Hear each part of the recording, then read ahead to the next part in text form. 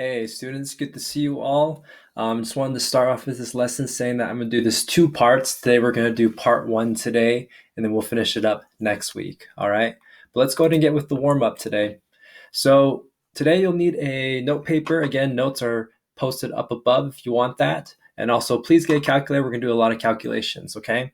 So let's go ahead and get started with this. All right, so I got three functions now. Looks like I got f, g, and h, and I need to put those into those compositions. Okay, so the first one I have f minus g of positive 3, so that should be saying f of 3 minus g of 3. All right, so we could put that into our functions.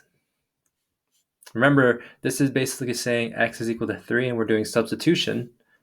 So we're going to say 2 times 3 plus 1 minus, then we'll put 3 into this bigger one. So it looks like it's 3 squared minus 5 times 3 plus 2. All right, again, there's two ways of doing this. This is one way of doing it, but we can simplify this using our calculator. So we have 7 minus, you can distribute that negative if you want to. You don't need to yet. I recommend simplifying everything inside those parentheses first. So we get 9 minus 15 plus 2, which in the end just gives us 7 minus, this is 15, which should give you, was 11, negative 4, minus minus, that creates a plus, doesn't it? So 7 plus 4 should give you 11. All right. Next one, we got f plus h of 4. So really that simplifies to f of 4 plus, we'll just use black for this brown color, h of 4. Okay, you put those in. So you got 2 times x, or 2 times 4, plus 1, plus our h, which is just 10 times 4. Okay, well, that's easy. 2 times 4 is 8. 8 plus 1 is 9. Plus 10 times 4 is 40. So that should leave us with 49. Okay. So now it gets a little bit more complicated where we don't have any x values. We just have x, but we can simplify that. Remember, we have our f function of f of x plus our g function. Let's put those together. We have here 2x plus 1. Oops, looks like g is blue. Let me use blue. And that's in parentheses. We're going to combine that with, or add it with, x squared minus 5x plus 2. And so remember, we can only combine like terms. In this case, we can only combine the x's, and we can only combine the numbers, right? We can't necessarily combine the, let's use orange. We can't combine these numbers, or we can't combine the x squared, right? But we can combine these numbers. So we simplify that, we get x squared minus 3x plus 3. And that is our answer. We got one more. Let me just do that real quick. I feel like I'm spending a lot of time focusing on this starter, but it's a good warm up. Okay, you can do this with me, or you can skip to the next part, which I'm sure most of you do anyway. I know how you think. Okay, but don't forget to distribute the negative. We have here x squared minus 5x plus 2 minus 2x minus 1, right?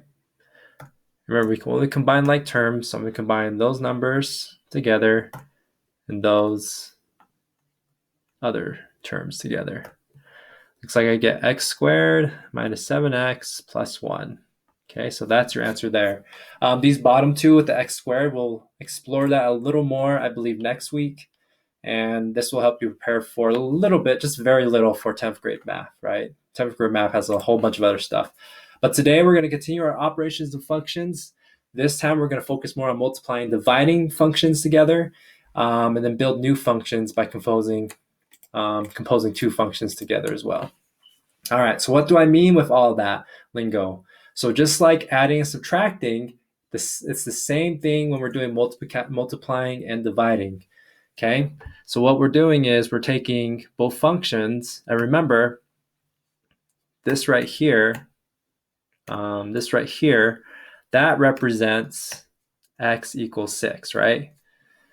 So basically, we break it up, these compositions of f times g, we break that up to this part, where we separate the two, right? Just like we do with adding and subtracting. And then that also looks like it translates as when we're timesing them together as well. All right. So basically, we're going to put it into parts and then times it together. So what I mean is I have my f function. So we have f of 6 plus 8, right? Times, it looks like we have 2 parentheses 6. All right. So again, notice how I'm substituting the 6 in for x. So for every x I say, I substitute 6 in there. And then I can simplify that. Well, this right here is just going to be 24 plus 8 is 32 times 12, which gives us a big whole number of 384. Okay. So just like that, we can put two values in and times them together, and that's our answer, all right? We can also do this with division. Oh, I don't know if you heard those dogs, crazy dogs. But that's the same thing as saying taking f, divided by g, but putting in those x values for g and f, right? Those x values of 2. So again, we could say this is saying 4 times 2. Man, those dogs. I'm renting from other people's. And the upstairs peoples are super loud with their dogs sometimes. 2 times 2. Okay, well, that just translates into 8 plus 8 is 16 divided by 4, and that gives me 4. Man, those dogs are wild. Yeah, I don't know about that. Okay, so we can do this with x squared as well. Notice how I have this new set. I have x squared right there. I could put that in as well. And right now, right, if I was to just try to put this together, if I was just to do if I was to do, for example, f of x times g of x, well, that's going to equal 2x plus 5 times x squared, right? We'll go into this, I think, a little more next week. But what I want you to do is take 4 and just replace that for x, right? And then do the same thing with division. So now I have, let's see, so I have the same thing as before, where this is equal to 2 parentheses 4 plus 5, and we're multiplying that by, looks like 4 squared, right? Careful when it gets to negatives, but right now we don't. But all that translates to is 4 plus 2, or 2 times 4 is 8. 8 plus 3 is 13. So that translates to 13 times 16. And that should give us 208. I'm not doing this in my head. I just have notes that I saw beforehand. Okay. You can do the second part too with division. Remember, we're saying f slash g of 2. That's saying f of 2 divided by g of 2. All right. So really that translates to, what we have is 2 times 2 plus 5 all over 2 squared. And that's easy. That's just going to be 8. 2 times 2 is 4 plus 5 is 9 over 4. And that could turn into a simpler fraction or a decimal of 2.25. All right, those two are the same thing. Okay, so we'll do some more practice problems. I think I got, looks like 3 more, and then I'll give you the discussion question, help get you started with that discussion question, right? And then we'll be good for today. All right, so same thing as before. I would say pause this video if you can and try these yourself, and then check your answers with me, right? But I'll just keep walking this through. Again, we have here our x's going to be replaced with 1, right? So then this is x equals 1. Well, that is just going to be equal to 4x minus 1. Oops, I forgot we're substituting. Let me use different colors again. So we get 4 parentheses 1, right? So you can kind of follow everything. Minus 1 times 2, we'll say parentheses 1 plus 9. All right. So we can simplify this. 4 times 1 is 4, minus 1 is 3, times 2 times 1 is 2, plus 9 is 11. So 3 times 11, which just gives me 33. Pretty smooth, isn't it? It's that easy. You're just taking the value, substituting in, throwing it into your calculator if you can, or breaking it up into different parts, right? So we got divide here. So this turns into 4 parentheses 5 now, right? This is when x equals 5. So we're going to replace that. Minus 1 all over 2 times 5 minus or plus 9. Okay, well, we got on the top, the numerator, 4 times 5 is 20. So we got 20 minus 1 is 19. All over 2 times 5 is 10, plus 9 is 19 as well. And as you know, 19 over 19 is just going to be 1. All right. Last one, that should be a lot easier because now x is equal to 0, right? We're just going to get rid of stuff. But this should turn into 4 parentheses 0 minus 1 times 2 parentheses 0 plus 9. Notice how there's no longer any distributing necessarily with negatives. I think we'll get into that a little more later, but for the most part, we just have negative 1 times positive 9, which gives us negative 9. Pretty easy, yeah? If it isn't, please pause this video, take some time with it, and just break it down to pieces, right? Let's just do a quick warm-up review with this. Just a reminder with what we do with exponents. I think we'll go into a little bit more next week. But again, when we have exponent reviews, we can break these down into different things, right? So if I have, for example, x squared, this is the same thing as saying x times x, right? If I have x squared times x, remember this right here means you're adding the exponents together. So if the bases are the same, then you kind of work on the top together, where you're going to add those exponents, okay? So this is the same thing as saying x times x times x, which is like saying 1 plus 1 plus 1, which is x to the third power, all right? And that makes sense too, because if you have, for example, 2 squared, that's the same thing as saying 2 times 2, right? That's 2 to the second power. So all you're doing is just adding those exponents on the top, right? Next part, well, you have x plus x. That's easy. You have here 1x and 1x. And that gives you 2x, right? But notice with this last part, just like what we talked about before, because this is different than this, these two are different from each other, right? So therefore, we cannot add them. So this is just the same thing as saying x squared plus x. And then going back to it, we have x to the third power. That breaks down to x times x times x. All right. And if I was to break the second part down, this is like saying x times x, which is x squared, right? And if we're timesing x to the third, that's just 3 x's times together. Well, then count how many x's are you multiplying? You should end up with x to the fifth power, or just saying x squared times x third, which is 2 plus 3, right? Same thing with these other ones. We have 3x plus x. Those are the same, but we're just going to add now the front because we're going to count how many of those we have, right? We have here 4 x's. Last part, we put it all together. Well, notice how x times x, that's saying we're going to combine those two, right? So this is really saying 3x squared plus x squared. And now say, well, how many x squareds do I have? I have, in this case, 4 x squareds. Right? This is a little different than than this, because this is saying how many times are you multiplying it by, right? When we do exponents, we're saying, oh, we're multiplying it this many times. But when we're saying we're adding those two together, we're just saying, oh, we have 4 of those, right?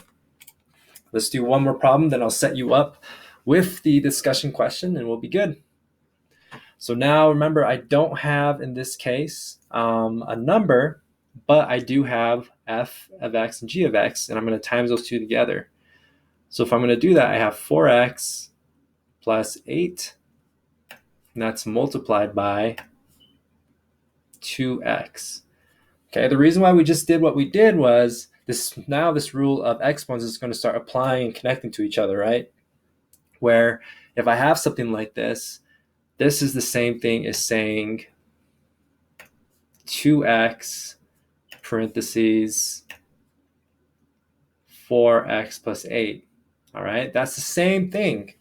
Okay, and what do we usually do when we have a number or anything in front of those parentheses? If you said distribute, you are correct, sir, or miss, or person, or whatever you want to be called, right?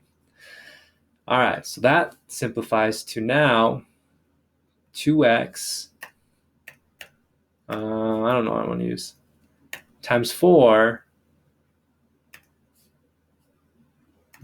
plus 2x.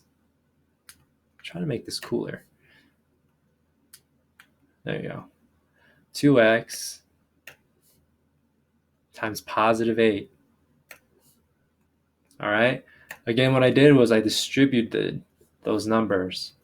All right. So that ends up with is 8x plus 16x. Oh, that's an x. I messed up. That's a 4x, right?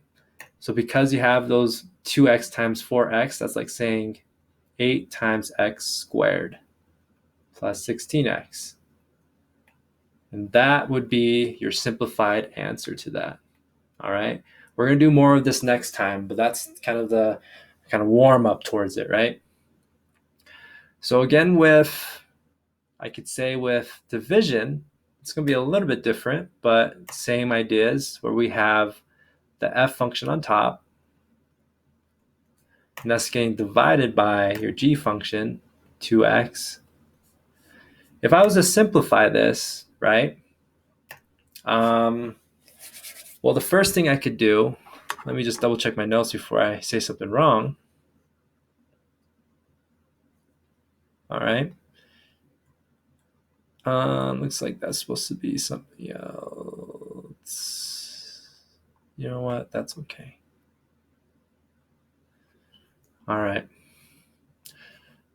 So what's going on is I could break this up, right, into pieces where you have the 2x is going to go with this 4x and going with the 8. So therefore, I make 4x over 2x plus 5 over 2x, or 8 over 2x. I apologize, 8 over 2x.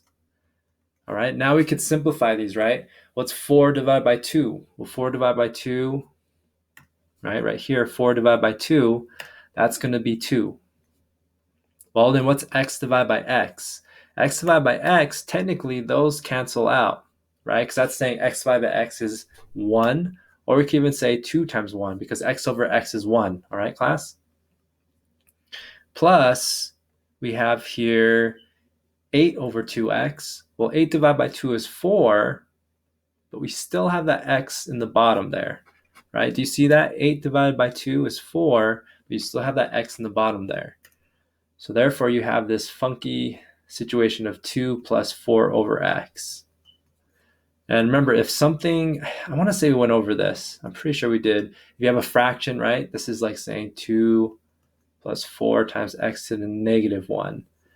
That negative exponent makes it a fraction, right, or the opposite. I want to say we went over that. I don't remember 100%. That's a little bit harder. That's okay, though. We'll break it down. And again, this is kind of prepping you more for that 10th grade math that you'll get right into when you go to high school, or to 10th grade even. All right. So that's pretty much it for the lesson. Again, you have as many attempts as you want for the discussion question down below, and you should be able to put this together. If you want, I can get it started, just real quick, right? For d, I have f times g.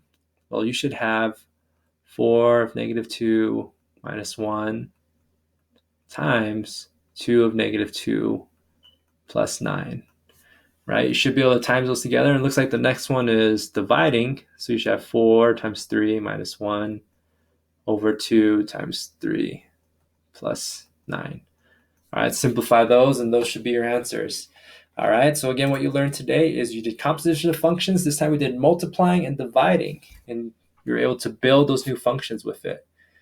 Again, come to my discussion or come to my office hours if you need help, and I am here for you. But that's it for the lesson of this week, all right? So have a great day. We'll see you.